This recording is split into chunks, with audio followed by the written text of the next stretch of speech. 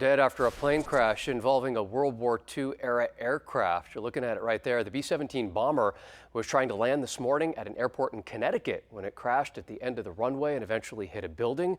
We do know that 13 people were on board that plane when it happened. Several victims immediately taken to the hospital. The plane is owned by the Collings Foundation, which takes passengers on historic aviation tours, making stops really all across the country, including here in Sacramento. Fox 40's Doug Johnson has flown on other aircraft owned by the Collings Foundation. Joining us now in the studio with what we know. Doug.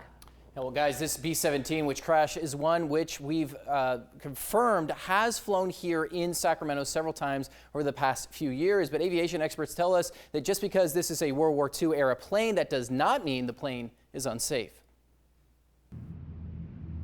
This is video of the B-17 aircraft involved in a deadly crash in Connecticut this morning, bursting into flames and sending smoke high into the sky. 5 minutes into the flight, the aircraft indicated to the tower that they were experiencing some type of problem with the aircraft. The historic World War II aircraft returned to Bradley International Airport but crashed into a de-icing and maintenance facility. At the time, there were 13 people on board, 10 passengers, and 3 crew members. Those who survived were rushed to the hospital with serious burns.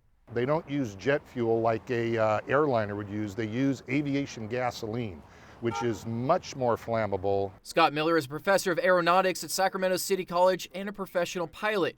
He says the NTSB will have challenges investigating this crash. This aircraft is not equipped with any sort of cockpit voice recorder or flight data recorder.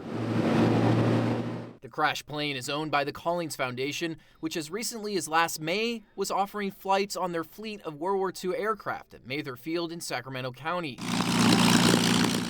Several times, Fox 40 flew along with clients who wanted to reconnect with their family's history, flying on the same aircraft as their fathers, husbands, and grandfathers when they served. This is where my dad sat.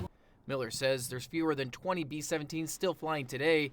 With proper maintenance, these airplanes can really fly almost forever. Although their designs are old, he says the planes are as safe as any modern aircraft and still must meet FAA requirements. The engines that are on these airplanes are not obviously the original engines installed on these airplanes. They've been removed, overhauled, components replaced as required. The airframes themselves, the wings, the fuselage gets inspected quite regularly, and if there's any corrosion or anything like that, those parts are replaced.